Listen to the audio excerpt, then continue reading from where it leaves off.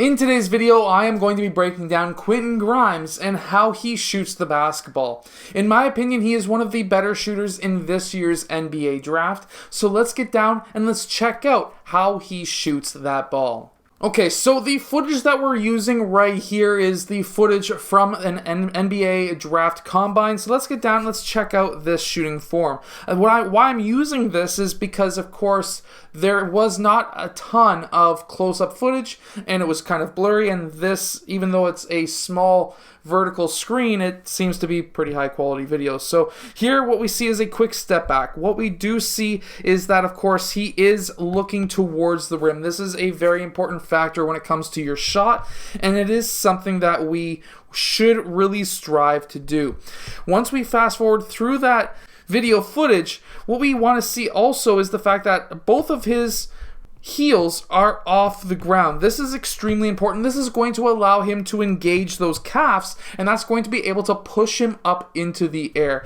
And of course, that's something that we really want to see. From there, we do see that his knees do slightly come together on this step back. Of course, some people may say that that may lead to injuries and things like that, but personally, I don't see it happening like that. From there, we can see that he is slightly tilted away from the rim. Now, some coaches and some trainers will want you to totally square up. I personally find that to get your shoulder and your elbow in line towards the basketball net, what you really want to do is to be able to tilt your body away slightly sometimes.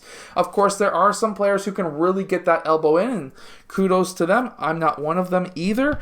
But from there, being able to tilt away from the rim is going to be really beneficial for you, and of course, we do see that here as well. When he is gathering, what we do see is that his shoulders are pretty well above his knees and above his toes. Now, that's really good. His left shoulder is slightly farther back, however, but we're not going to be really worried about that. When he does basically gather that ball, it goes from his left hip, because he was dribbling with his left hand, up across his body, up into his set point. Now, when we start scrubbing through this, we can see that he does have a two-motion shot, which basically means he freezes the ball right there before he goes up into his shot. Now, some players will do that because they have a ton of upper body strength, and basically it basically allows there to be less power going into that ball.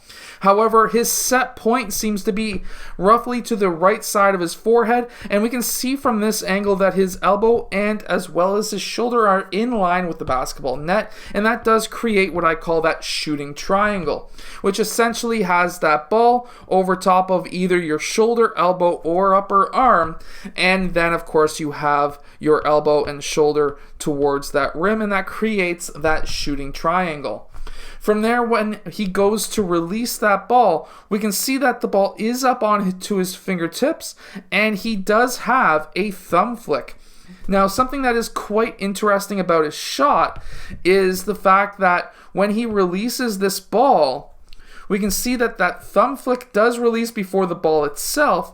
However, a lot of players will release with their middle finger, or they'll release with a split finger, which is their middle finger, and their pointer finger. We can actually see, however, that his thumb and pointer finger tend to come together, and he releases off of the middle, maybe a split grip between his ring finger and his middle finger. But either way, still not that bad of a shot. When he goes to continue to release, we can see that he has that soft release, which is basically a hard release would be something like this, where it's like a Michael Jordan, where you're trying to get as much flick and backspin on that ball as possible. While with Grimes, what we see is a soft release, which will allow him to get more arc on that ball. And with that thumb flick, two negatives to a thumb flick is the fact that if the thumb stays on the ball at the same time as you releasing the ball, what's going to happen is you're going to have zero arc, and that's also a negative thing just altogether with a thumb flick, is usually you have very little arc.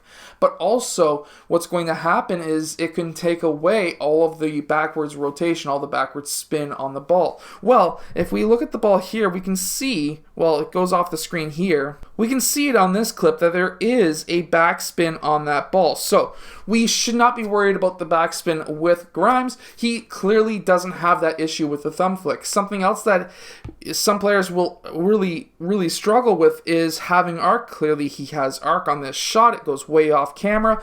And what happens is with a soft release, that will generally give you a higher arc.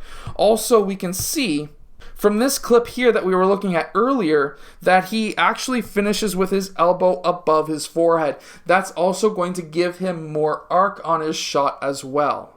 Now, when he does receive this ball, his actual set point is roughly above his right side of his forehead, but it's actually slightly farther back. The actual middle of the ball goes essentially right down where his spine almost lines up to be. Now, what's going to happen with a shot like this a lot of the times is if a defender comes up behind you, he will be able to have a higher chance of blocking that ball. However, I'm not too worried about that. He does tend to have a fairly quick release, and of course he's been successful so far. He shoots at a high percentage. Something else that I would also like to focus on is the fact that when he goes up for his shot and then he releases that ball, as soon as he lands, he drops his arms down. Now, one thing that I would suggest if you yourself are shooting like this is if you're consistent, don't worry about it. However, if you do have a couple of stints of, let's say you were in a game and you've missed 5 or 6 shots in a row and you're down on yourself, don't be. What you can do if you shoot like this, I shoot like this too, so don't worry. If you shoot like this and you have like a 5 or 6 shots in a row where it just missed totally or just missed slightly, try to hold that release up after you land. Now, that's not going to affect the shot technically speaking. However, what it is doing is it's getting you psychologically back so that now when you are shooting, you're going through the steps once again, and the steps that what made you successful in the first place. Anyways, that's how I like it.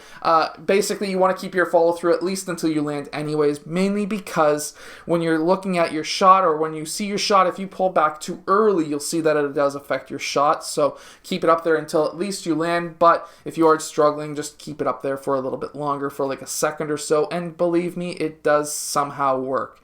Anyways, I hope that this video helps you become a better shooter, but also understand Grimes as well. If it has, hit that like button and subscribe, and I'll see you guys again next time.